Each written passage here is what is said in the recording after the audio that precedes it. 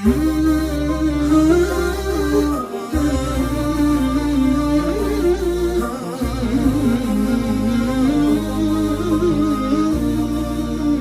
abwabu usulil fikhi aqsamul kalam wal amru wan nahyu wal amu.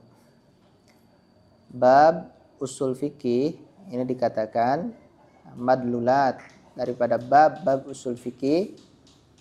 Ada aqsamul kalam, ya, ada al-amr, ada an-nahi, ada al-am, ada al-khas. Nah, dalam am dan khas ini termasuk di dalamnya al-mutlaq dan muqayyad. Jadi sebetulnya pembahasan mutlak dan muqayyad ini salah satu pembahasan dalam usul fikih yang sangat penting sekali. Tapi di sini tidak dijelaskan ada bab yang namanya mutlak dan muqayyad. Karena masuk dengan am dan khos. Padahal am dan khos itu bukan mutlak dan muqayyad. Itu sudah beda-beda lagi. Cuman karena memang saking dekat-dekatnya am dan mutlak atau susah untuk dibedakannya bagi orang yang pemula belajar, maka beliau masukkan am dan khos. Seperti itu, ya. Makanya saya katakan sampai ada ulama khusus bikin risalah yaitu Syekh Hasanain Makhluf tentang mutlak dan muqayyad, ya. Al-mujmal, lafaz mujmal, al-mubayyan, al-zahir. Ini yang berkaitan pada lafaz, istidlal, ya, yang berkaitan dengan lafaz. Terus ada al-af'al, ada an-nasih, al-mansukh, ada ijma, ada akhbar itu hadis. Ada qiyas, ini qiyas sangat penting. Ada al-hadhr, ada al-ibahah. Naam. Ada al-hadhr, hadhr itu asal perkara sebelum datangnya syariat. Itu hukumnya gimana? Haram apa boleh? Ini ikhtilaf ulama. Begitupun ibahah, ada tartibul adillah karena dalil itu banyak. Nanti ketika dalil satu sama lain berlawanan, itu mana yang harus diambil. Nah, ini termasuk tarjih sebetulnya. Di sini beliau menjelaskan 3 apa 4 tarjihat, tartibat. Sebetulnya ini ada 20 lebih. Wasifatul mufti wal mustafti dan wahkamul mujtahidin. Nah, itu secara ijmal bab-bab usul fikih yang insyaallah akan dibahas di depan. Nah, sebelum lanjut, kita mungkin ada pertanyaan, faidah usul fikih itu apa? Orang banyak mengatakan bahwa saya punya orang tua selalu mengatakan bahwa usul fikih itu orang menonton mujtahidin we. Orang menonton mujtahidin we. Nah, nonton mujtahidin we. Artinya kita mah belajar usul fikih itu nggak bisa apa-apa, hanya melihat orang-orang mujtahid bagaimana ijtihad. Nah, bagaimana ijtihad.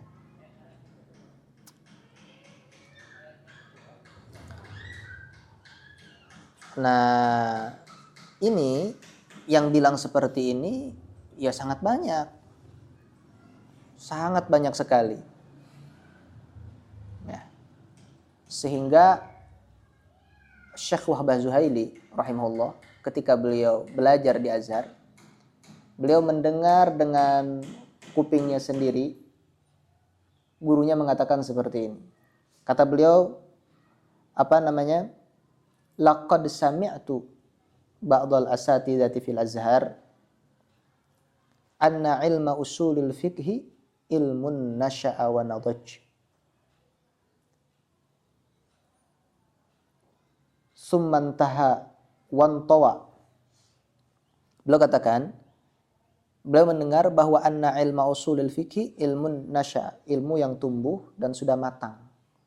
Matang itu ilmunya sudah beres dari A sampai Z, tidak ada yang ditambah lagi, tidak ada yang ditankih lagi, babnya sudah beres, perjalanan ilmunya sudah beres.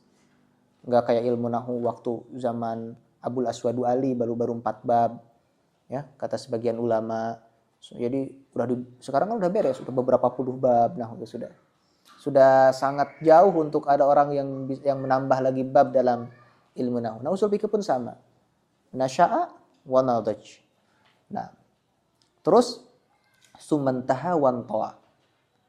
Terus walaupun sudah nadaj, intaha. Sudah sampai situ saja udah. Sudah nasya'a tumbuh ya aja sudah beres. Buahnya sudah nggak bisa diambil. Wan tawa sudah tertutup, ya, terlipat, sudah nggak bisa dibuka lagi. Artinya sudah nggak bisa sudah tidak ada manfaatnya lagi. Nah, ketika beliau mengatakan seperti itu, Syekh Wahbah Zuhaili mengatakan fastaghrabtu li hadzal amri. Fastaghrabtu li hadzal amri. Saya pun bingung, saya pun heran. Nah, sampai beliau mengatakan ma faidatu dirasatu hadzal ilmi idzan. Terus apa belajar ilmu usul fikih itu? Nah, kalau begitu apa faedah usul fikih? Nah, akhirnya beliau ini mengutarakan ada beberapa faedah, yaitu 4 faedah minimal untuk belajar ilmu usul fikih. Sehingga beliau mengatakan, kata beliau, wa ba'da taharri wa tasabbuti intahaitu ila anna lihadzal ilmi faidatan uzma. Beliau katakan, wa ba'da taharri, setelah saya teliti, wa tasabbut, ya, tasabbut teliti juga dengan kehati-hatian, intahaitu, saya berkesimpulan, ila anna lihadzal ilmi, bahwa sesungguhnya ilmu usul fikih ini faidatan uzma, faidahnya sangat luar biasa. Nah, beliau menjelaskan minimal ada 4 faidah.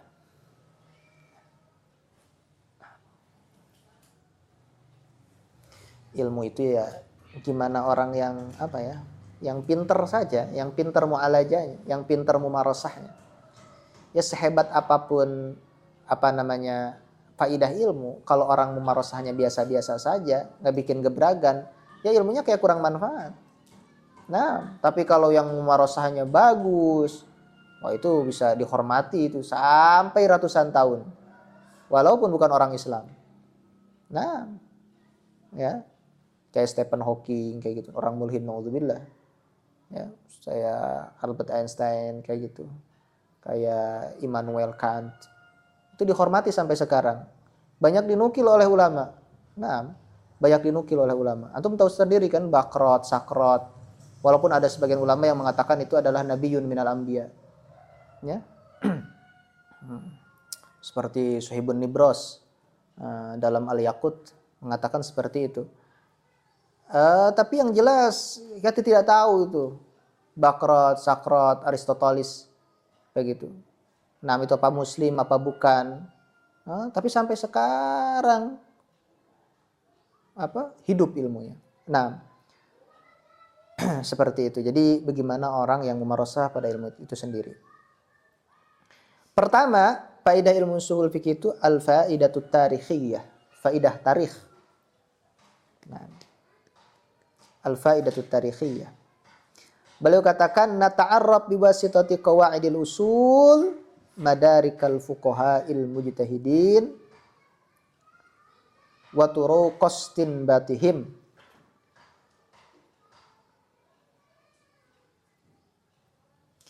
Nata'arraf biwasitati qawaidil usul madarikal fuqaha'il mujtahidin wa turuqas tinbatihim.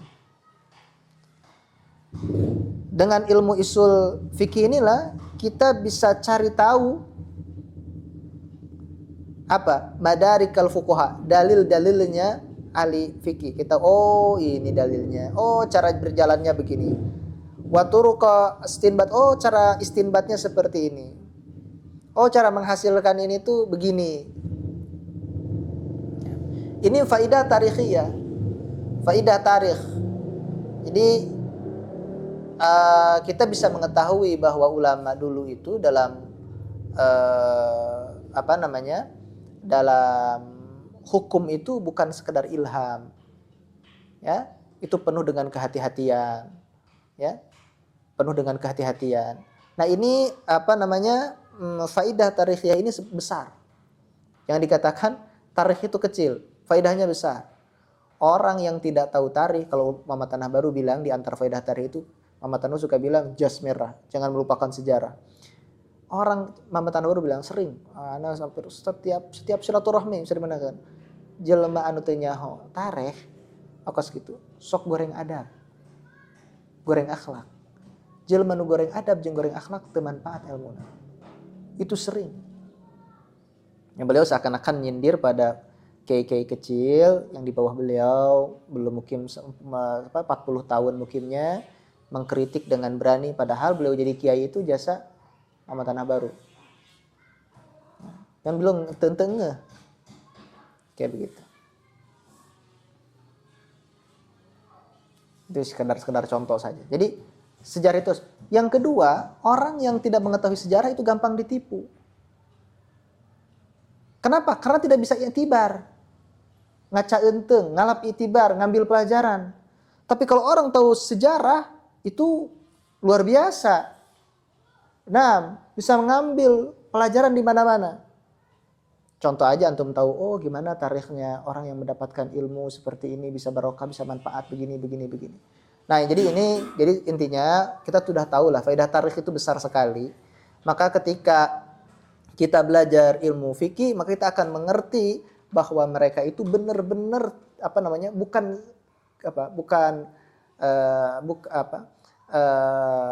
menghukumi sesuatu itu bukan sesuai keinginan diri sendiri, tapi dia pakai kaidah yang muhkam. Makanya ulama dikatakan ini sepakat ya. Jadi orang-orang orientalis yang cerdik itu, orang mustasyrikin yang cerdas-cerdas yang sengaja dikirim oleh barat dari Perancis, dari Inggris, dari Amerika ke Mesir, bahkan ke Hijaz, bahkan ke Indonesia. Nah, bahkan ke Indonesia itu mereka tidak bisa menghancurkan syariat Islam karena jasa ilmu ushul fikih. Dia sangka hukum Islam itu bisa dimain-main. Ketika dia belajar mentok di usul fikih. Dia mau merubah-rubah hadis, mentok di ilmu usul hadis. Makanya syariat Islam sampai sekarang utuh. Ini berkat diantaranya salah satu ilmu usul fikih. Ini dijelaskan oleh di kitab ada salah satu Wahabi yang bikin kitab sangat bagus ya, menrod bahwa ilmu usul fikih itu tidak ada manfaatnya menurut salah satu mustasyrik, ana lupa lagi namanya di Mesir, dan beliau rod. Nah, rodannya bagus ini. Dan beliau katakan seperti itu. Nah, jadi luar biasa. Itu dan juga faedah ilmu usul fikih juga. Supaya agama, syariat, hukum tidak bisa diacak-acak. Nah, oleh orang-orang yang mustasyrik, orang-orang orientalis. Itu faedah usul fikih juga. Nah, yang kedua, al-faidatul ilmiyah wal amaliyah.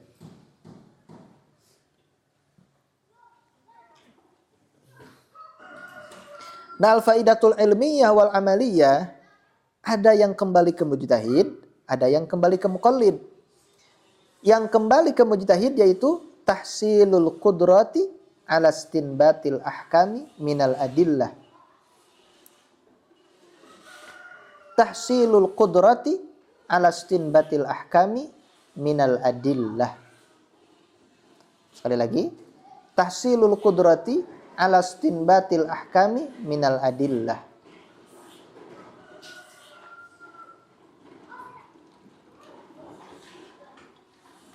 Nah, ini nanti akan ada penjelasannya kalau kita diberikan ingat oleh Allah Subhanahu wa taala yang akan datang. Ini untuk mujtahid. Dan antum tahu sendiri bahwa mujtahid itu kan berbeda-beda. Ininya.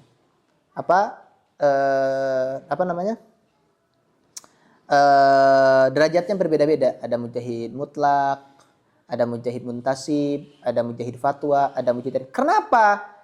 Karena adillah yang dia geluti ini beda-beda. Kalau adillahnya langsung Quran dan hadis dan mengadakan usulnya dengan sendiri, mutlak. Kalau Quran dan hadis pakai usul yang lain berarti muntasib. Kalau dalilnya itu langsung kalam a'immahnya, misalkan mujtahid fatwa. Dan seterusnya. Nah, kita dalilnya itu apa? Dalilnya itu nas matan kita, karya-karya ulama misalkan sekelas kita. Paham? Halo? kalam-kalam yang ada di Fathul Mu'in, yang ada di mana? Yang ada di Anatul Talibin, masalah yang ada di Minhaj, yang ada di Muharrar dan seterusnya. Nah, itu butuh ilmu usul fikih dalam memahami itu. Nah, karena ilmu usul fikih itu untuk ta'amul ma'an nas, cara berinteraksi dengan nas. Nanti akan dijelaskan insyaallah bismillah. Nah, itu untuk mujtahid. Jadi jangan dikatakan mujtahid itu kita tidak kebagian, enggak. Kita tidak kebagian. Ilmu usul fikih itu manfaat untuk mujtahid. Mujtahid itu kan kayak tadi, berarti tasyakuk ya. Punya afrod yang banyak, terus beda-beda, nisbatnya tasyakuk. Dari mujtahid seperti Imam Syafi'i yang bisa bikin kaidah sendiri, sampai mujtahid kiblat. Sampai mujtahid kiblat. Benar enggak? Itu akan manfaat ilmu usul fikih itu. Nah, yang kedua, faidah yang kembalinya ke muqallid. Apa faidah yang kembalinya ke muqallid? Kata ulama, id'anun nafsi watmi'nanul qalbi ila ma qalu. Contoh sekarang, perhatikan baik-baik. Apa id'anun nafsi? Percaya, menerimanya hati. Watmi'nanul qalbi, tidak sampai di situ, tenangnya jiwa pada sesuatu yang dikatakan oleh para a'immah al-mujtahidin. Ila maqalu. Tenang hati itu. Contoh ya, maaf. Sekarang, kita tidak mengetahui, tidak belajar ilmu nasab. Seperti yang dikatakan oleh Habib Rizik dari Abu Ya'nidham katanya. Kita kan gak belajar ilmu nasab. Artinya kekurangan. Kita tidak tahu gimana cara ilmu nasab bekerja. Nah, karena kita tidak tahu ilmu nasab, terus ada orang yang membatalkan nasab Ba'alawi, Imaduddin, itu bisa jadi ketika rapuh, seperti kebanyakan para asatid, para kiai, itu condong pada Imaduddin. Oke ya. Padahal mah ilmu nasab teh lain kitu, lain sakahayang manehna. Ieu mah ngaruntuh ke nasabatur gitu, make keterangan, terus make otak manehna, make jalan, lain make jalan cara ilmu eta bekerja lain. Nah itu kan gagal. Paham kan? Nah, coba orang kalau pakai otak, harusnya lebih maslahat begini. Ya, udah. Yang namanya jual beli itu syaratkan sudah ridho, terus agak saling merugikan. Barangnya halal. Itu kan syarat dari antum. Benar gak? Daripada harus disyaratkan ijab qabul sampai 13 syaratnya. Terus harus ada lapan, ucapan begini, harus ada begini, harus ada begini. Terus jual beli online gimana? Terus jual beli membayar pakai uang Bitcoin bagaimana misalkan? Dan seterusnya pertanyaan. Jadi banyak yang tidak sah, itu gara-gara persyaratan yang disyaratkan oleh dia tidak tahu gimana cara bekerjanya fikih. Pakai otak sorangan. Itu tidak akan diakui, setiap orang pun bisa, tidak usah nyantren kalau seperti itu. Ngapain sih di kitab Nahwu ada amil dan ma'mul? Amil, ma'mul. Yang penting tahu aja, kalau kita tahu fa'il udah ropain. Tahu maf'ul udah nasabin. Amil, ma'mul, mana yang merintah? Mubtada juga bisa dibaca nasab. Kalau sekedar bisa, mending cari Ibnu Maldo. Ibnu Maldo mengatakan al-amil itu huwallah. Amil itu Allah Subhanahu wa taala. Ibnu Jini mengatakan al-amil huwal mutakallim. Udah, enggak ada amil itu maknawi, enggak ada amil itu tajarrud. Kayak begitu. Amil itu mutakallim sendiri, yang merafakan, yang menasabkan siapa emang? Kalau bukan mutakallim, walaupun maknawi menuntut harus rofa, kalau dia nasabkan udah mutakallim gimana? Ini meribet-ribet nih kayak gitu. Coba antum bikin nahwu walaupun bisa bahasa Arab kayak begitu. Enggak laku. Jangan pun antum Ibnu Madho dalam kitab Ar-Rad 'ala Nahwiyyin itu enggak laku sampai sekarang. Padahal bisa. Kena ngacak-ngacak begitu. Nah, paham ya sampai sini ya? Nah, jadi ketika kita tahu ilmu usul fikih, kita akan tenang. Kita akan percaya. Nah, seperti apa? Ini tidak beda seperti orang yang jalan tahu tanda. katanya kalau nanti antum ke Pelabuhan Ratu, setelah berjalan dari Bogor tidak macet 2 jam, antum akan 1 jam itu akan mendapatkan jalannya yang bulak belok, nanjak, terus kiri kanan ada kebun kelapa sawit. Masalah contoh. Dan nanti ada kesananya lagi antum 1 jam lagi dari situ akan ketemu dengan lautan. Kesana lagi akan ketemu sama kebun karet masalahnya. Contoh ini, itu kan tanda. Ketika kita jalan mungkin, oh benar nih kelapa sawit kayak tadi. Tenang tuh, tenang. Benar tuh? Tenang. Oh benar koski. Walaupun kita tidak tahu jalan, dibawa sama supir, tapi kita pernah tahu. Ketika nyasab itu kan asa-asa, walaupun orang tanya kudu ka mana, bener tuh? Nah, anjir aing bawa nyasab boy sama ya. Coba pikirkan gue sih habis bawa nyasab. Nah gitu. Sama dalam ilmu juga begitu. Kalau kita mengetahui ilmu usul fikih ketika mendengar satu fatwa yang tidak enak, itu kita akan tidak nyaman. Wah, ini jangan-jangan ini akan menyesatkan yang kayak begitu ini fatwa ini. Seperti itu. Paham ya? Dan dikatakan oleh Syekh Wahbah, tapi apa? Id'anun nafsi watmi'nanul qalbi ila maqalu. Terus apa? Wal itmi'nan ba'ithun 'alal amal wat ta'at. Itmi'nan ketenangan itu ba'isun alal amal wa ta'at. Enak. Amal dan ta'at. Nah, yang ketiga, faidatuhu fil ijtihad.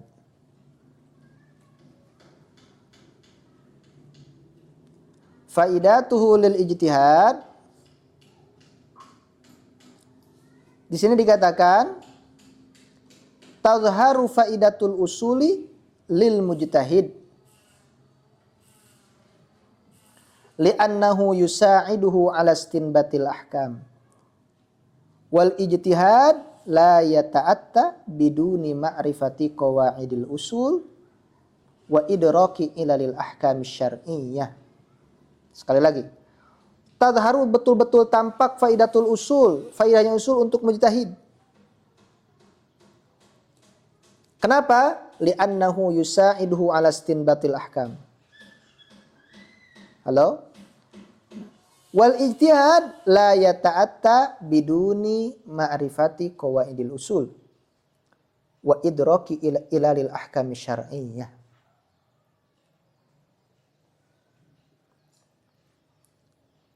Perhatikan baik-baik. Jadi ilmu usul fikih itu untuk membantu ijtihad. Dan ijtihad itu untuk mujtahid. Dan mujtahid itu bertingkat-tingkat. Kita saja dalam satu sisi, ya, dalam mengambil suatu hukum dari nas tertentu, bukan dari Quran, bukan dari hadis masalah, dari nas fuqaha kita, ya kita bisa dikatakan mujtahid binisbati lima dunahu. Nah, mujtahid. Makanya ada bahasa dalam awal bab kalam usul fikih sampai akhir sifatul mujtahidin dan muqallid dan bab taklid, itu bab apa yang paling penting dalam ilmu usul fikih? Yang paling penting itu adalah bab qiyas. Sampai ulama mengatakan al-ijtihad wal qiyas. Tadi dengan kata al-qiyas wal ijtihad.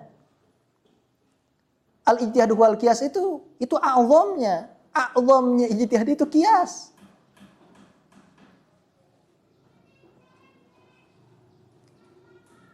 Makanya orang yang faman malaka zimama al-qiyas, kayak itu faqad malaka nisfa usulil fiqh.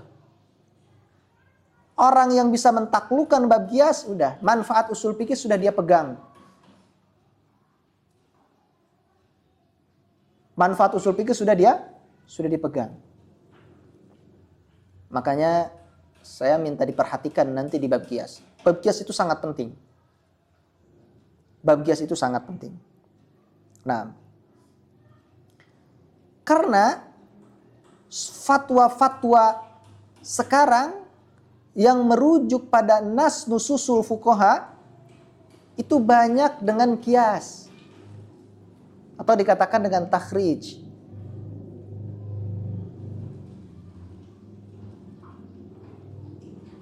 Ini harus dikumpulkan ini walaupun contoh sederhana kadang-kadang pas ingat harusnya dikumpulin satu persatu. Dan Nanti pas seperti ini kita enak berikan contohnya. Ini sangat banyak. Sangat banyak.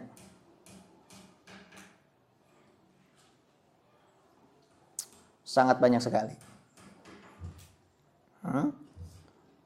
Kenapa? Kalau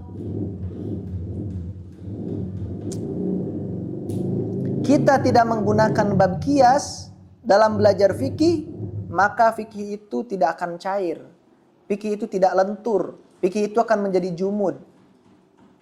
Dan ketika fikih jumud, nah ini adalah manba'ul fasad. Manba'ul fasad wal ifsad. Pokoknya cek di napatul mu'in kita menang guys, temenang. Wah iya mah di napatul mu'in. Wah iya mah di natakribna. Oh, jadi kieu. Wah napatul mu'in. Wah di natakribna.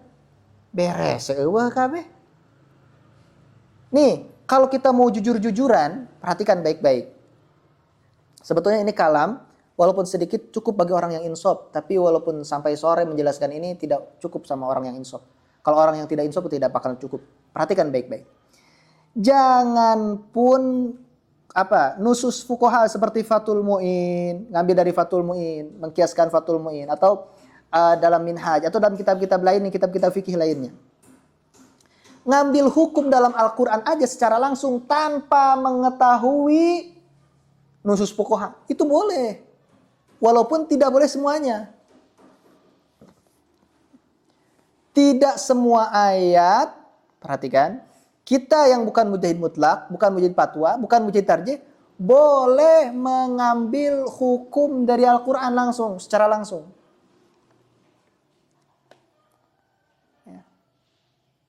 Kok seperti itu sih? Nah, kalau antum beli kitab, ada kitab namanya kitab Al-Iqlil fi Istinbati Tanzil.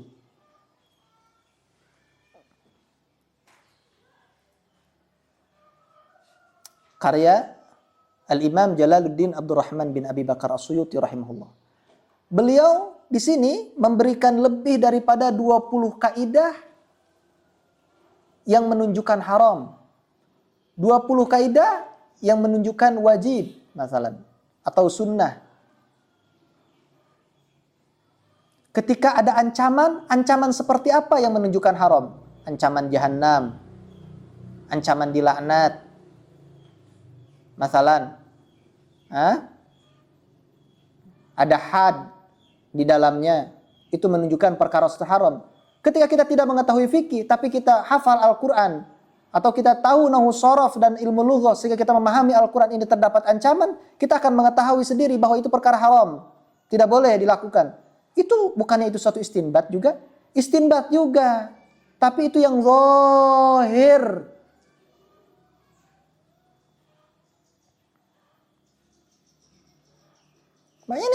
Makanya ulama sama kita itu sama kalau dalam yang zahir, sehingga itu bikin kaidahnya. Dan ternyata Imam Suyuti itu, saya sangka dulu 15 tahun ke belakang mungkin, sampai sekarang saya tidak punya kitab Al-Iqlil fi Istinbati Tanzil, karena yang saya dulu baca Al-Iqlil sama kitab Al-Itqan itu punya orang tua. Sampai sekarang Itqan punya orang tua, Iqlil punya orang tua. Nah, saya kira ini yang bikin ini Imam siapa? Imam Suyuti, kaidah ini. Ternyata sebelum Imam Suyuti sudah ada kitab yang menjelaskan mirip 99% persis menjelaskan kaidah ini. Namanya kitab Al-Ilmam atau Al-Imam. Karya Sultanul Ulama Izzuddin bin Abdissalam. Ini kitab bagus, tipis. Antum harus punya. Namanya kitab Al-Imam.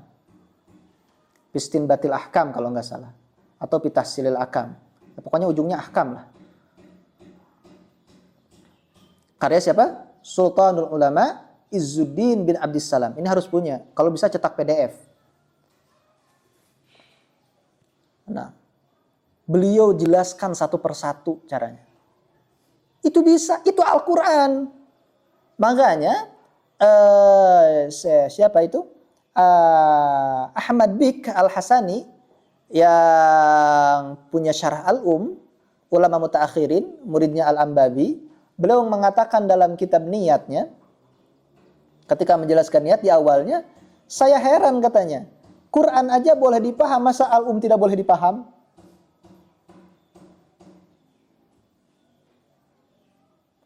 Quran aja banyak yang mampu memahami Al-Quran, balaghahnya tingkat tinggi, masa al-um tidak?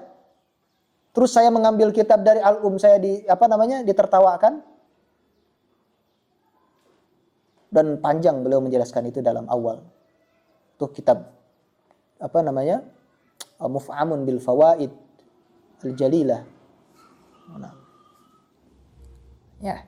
Nah, kalau kita tahu bahwa ini membantu ijtihad, dan ijtihad itu berpusat di qiyas, dan qiyas itu dibahas oleh usul fikih, dan qiyas ini manfaat bukan untuk mengambil hukum dari Quran dan hadis saja, tapi qiyas ini sangat manfaat untuk mengambil hukum dari nas-nas ulama fikih. Seperti dari Fathul Mu'in, dari Takrib. Halo? Halo? Paham ya? Dari nusus syariah yang lainnya. Berarti ilmu usul fikih besar manfaatnya, besar.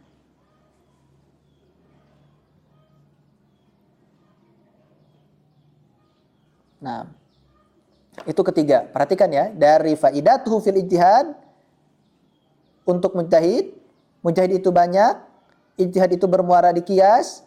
Qiyas itu bukan hanya dalam Quran hadis saja, tapi bisa dikiaskan ke ke nusus fuqaha yang sudah dijelaskan, masalah yang tidak dijelaskan oleh fuqaha, kita kiaskan pada masalah yang dijelaskan, yang dinamakan dengan takhrijul furu' alal furu'. Nah, itu sangat manfaat. Jadi, pantas Al-Attar bilang tidak akan menjadi faqih sama sekali orang yang tidak ngerti usul fikih. Tidak akan menjadi faqih orang yang tidak ngerti usul fikih. Begitu faqih? Faqih? Halo? Paham tak? Nah. Wa idraki ilalil ahkami syar'iyyah tadi dikatakan, la yata'atta biduni ma'rifati qawaidil usul wa idraki ilalil ahkami syar'iyyah. Siapa yang akan mengetahui ilal ahkam syar'iyyah kalau tidak ngaji usul fikih? Dalam pembahasan usul fikih itu kan ada pembahasan masyhur yang rumit sekali. Apa itu pembahasan masyhur? Masalikul illah. Masalikul illah itu apa? Cara-cara mengetahui illah. Ima, munasibah, ikhalah. Seperti kaidah yang masyhur itu apa? Talikul hukmi bil mustaq yus'iru bi illiyati ma minhul istiqaq. Itu dalam masalah masalikul illah. Yang paling sulit dari itu qawadihul illah. Al-qawadih. Babul qawadih dalam masalah qiyas. Bahkan kata Ustaz Asep, gurunya bilang sun'ut tahira ashal katanya minal qawadih. Jadi bikin kapal itu lebih gampang dibanding kita menerapkan al-qawadih dalam nusus. Saking rumit-rumitnya masalah al-qawadih. Ya Mukhtar, paham ya? Tidak akan. Jadi Mukhtar nanti ya kepaksa. Antum misalkan belajar usul fikih sampai matang, belajar fikih sampai bisa. Antum jelaskan fikih dengan usul fikihnya, antum kiaskan. Nanti orang-orang di sekeliling antum yang belajar fikih juga, apalagi yang tidak belajar fikih, akan menertawakan.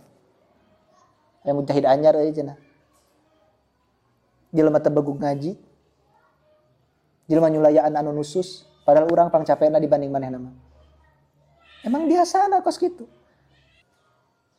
Ya nanti mah akan begitu. Nanti mah yang ngaji waraqat akan ditertawakan sama yang ngaji jamul jawami. Bagugan ngaji di mana? Ngaji nagi Johar Tauhid terus cenah. Teu pernah ummul barohin. Anjir. Ayo Johar Tauhid cenah. Hayo we tijan ngaji teh. Gitu. Ummul barohin teh nyahoeun, mustasfa teh nyahoeun katanya. Hah? Qoma al mawaqif kayak gitu. Hah? Sulam we hayo terus ngaji teh. Di mana bagugan ngajina samsiah tuh. Kas gitu. Kita barokot teh, ayo. Atas itu kayak gitu. Jurumiyah terus ngaji teh cenah. Alfiyah anjir. Tashil atuh cenah. Jamul jawame atuh, hamul hawame atuh. Anjir, ngarap ge teh begug padahal. Kita ngarap ame atas alun gitu bisaeun. Tas gitu. Itu kenyataan. Sekarang begitu. Eta teh bingung kadang-kadang. Rek ngayakeun pasaran warokot. Warokot. Gitu. Ya mah contoh mana ke bakal gitu. Kamu mana di zaman mana make bakal leuwih-leuwih. Pasaran jurumia jurumia. Bosen aing. Bosen aing. Rek laku pasaran jurumia, rek pasaran naon atuh engke. Hah? Patul ijar go. Pasaran naon atuh. Nah, itulah. Ngaji naon ya? Pasaran takrib. Takrib. Bosen aing. Atul moin atuh cenah. Gitu. Naon ngaji teh geus kitu ya Allah, herbi. Padahal mah warokat ge hese pisan. Loh. Lanjut ya. Nah, itu terakhir faidah yang keempat. Ini faidah yang yang sangat penting.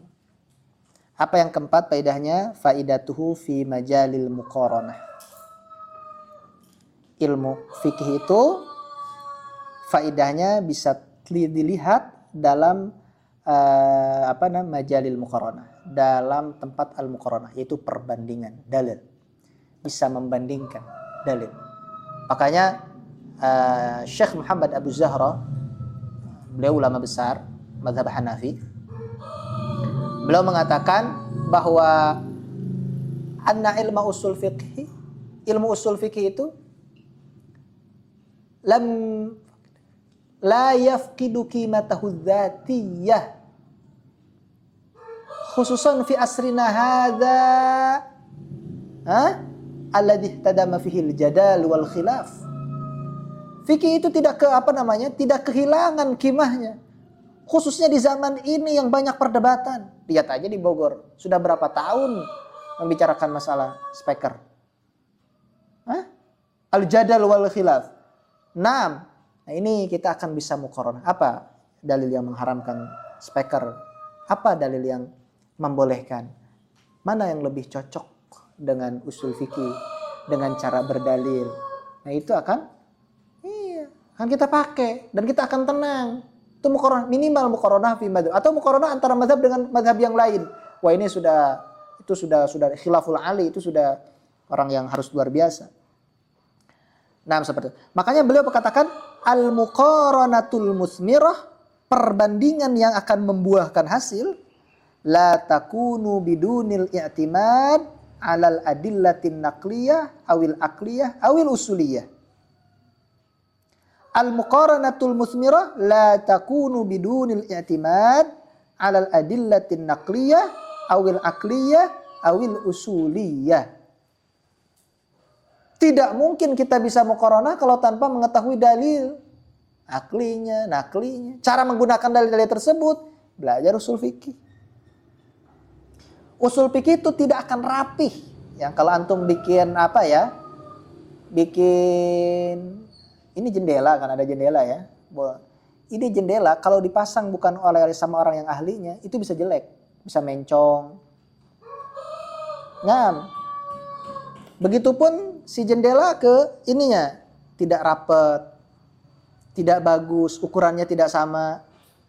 Secara seperti menjahit. Nah, usul fikih itu tidak akan rapi dan tidak akan bagus secara istidlalnya kalau tidak digunakan ilmu mantik. Makanya saya sering bilang, Sa'duddin Tabtazani mengatakan, itu ditukil dalam Muqaddimah Syarah Samsiyah, Syarhus Sa'd. Ya, dikatakan bahwa anna ilma usul fikih asyaddu rutibatan bi ilmil mantik. Ilmu usul fikih itu betul-betul erat sekali dengan ilmu mantik. Ilmu usul fikih itu betul-betul erat dengan ilmu mantik.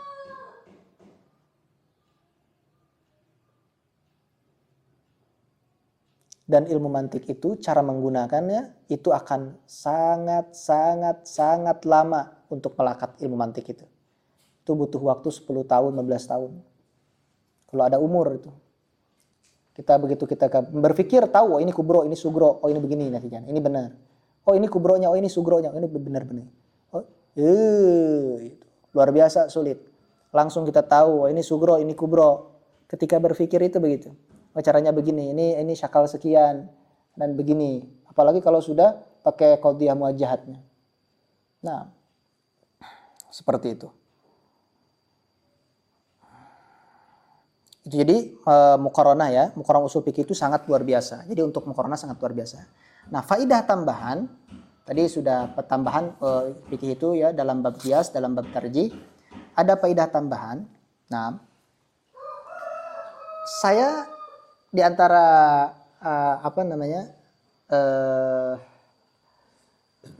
faidah usul fikih itu yaitu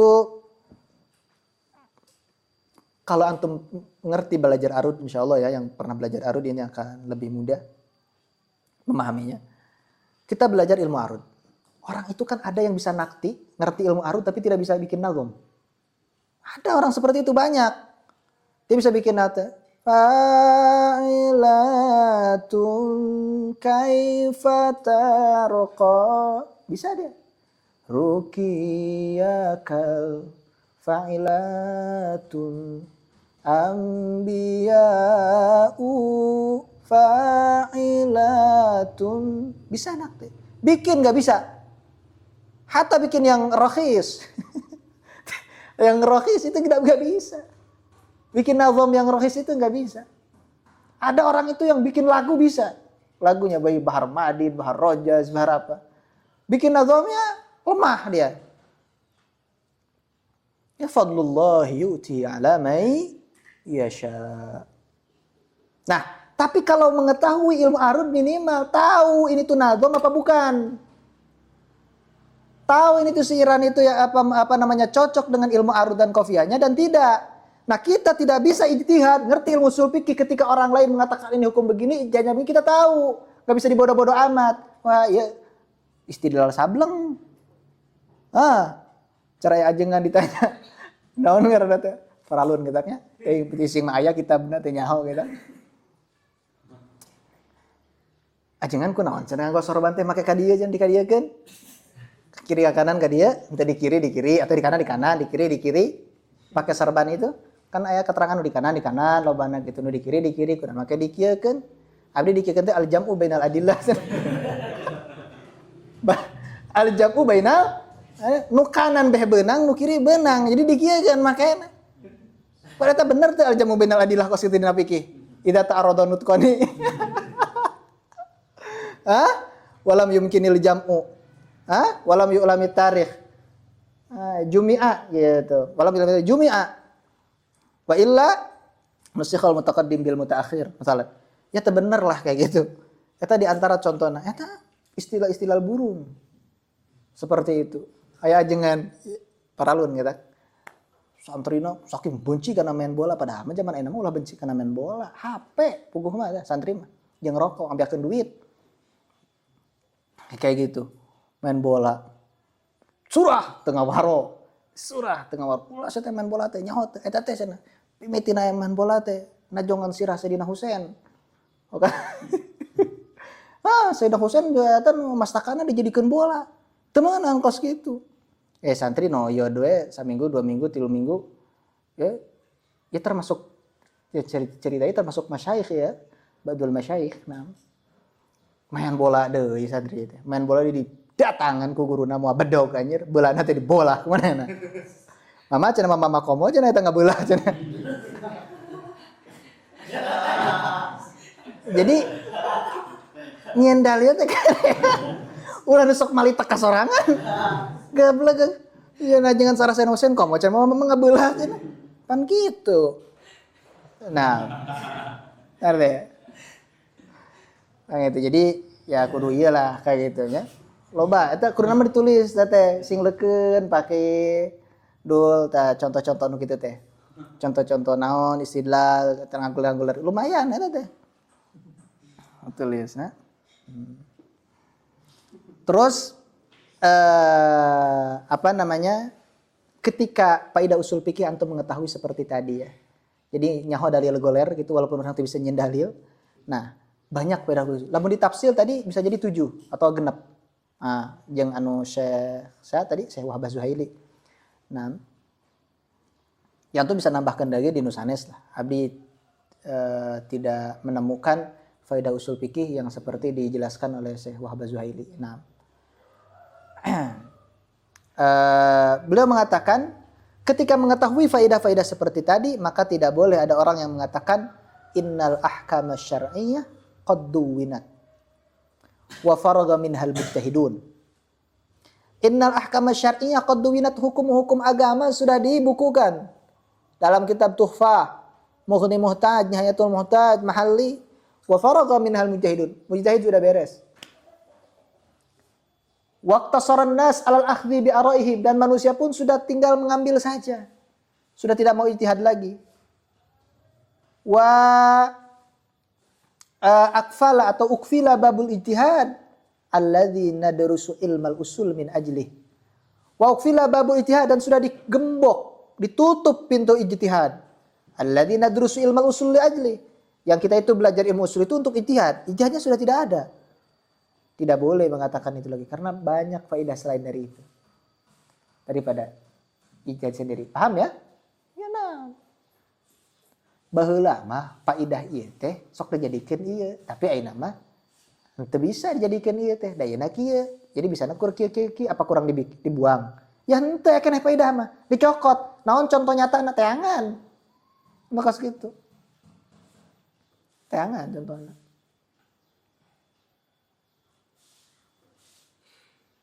Contoh masalah, tahu antum kelapa?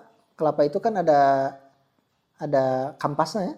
Nah, kampasnya zaman dulu itu suka dipakai apa ngebersihan, misalkan seeng, kotor nanti apa tuh, dipakai kayak begitu. Misalkan airnya sudah tidak berguna karena masalah sudah ada yang lebih bagus atau yang lebih ini.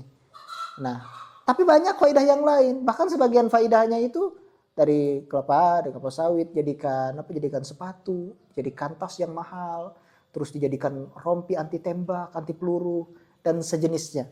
Seperti itu. Dan itu faidah-faidah. Ngerti ya? Walaupun hilang faidah ini ada faidah yang lain. Seperti itu. Seperti antum nikah nanti akan begitu. Nggak mungkin semua istri itu berfaidah. Ini akhlakna berfaidah, rupana berfaidah, bodina berfaidah, ayah berfaidah rupa, berfaidah body. Ayah berfaidah body, berfaidah nonte kulitna hezo. Nah, dan seterusnya lah banyak. Rupa-rupa. Nah, rupa-rupa. Nah, gimana? Kata siapa? Syekh Wahbah Zuhaili beliau mengatakan wa yujabu alaihi fadlan amma arrafnahu min faidati ilmil usul. Kita jawab. Jawabannya ini fadlan amma arrafnahu. Beda lagi dari 4 faidah yang tadi. Nah, beliau katakan bi anna ighlaqa babil ijtihad kana yuqsadu bihil hajzu bainahu wa baina adiyil fiqhi min ghairi tawafuril maqdirah atau maqdurah al-kafiyati lil ijtihad. Bi anna ighlaqa babil ijtihad, ditutupnya pintu ijtihad oleh ulama itu kana yuqsadu bil hajzu bainahu wa baina adiyil fiqhi. Itu untuk menghalang antara ijtihad dan orang-orang yang ngaku-ngaku jago fikih tanpa sempurna kemampuannya yang cukup untuk ijtihad.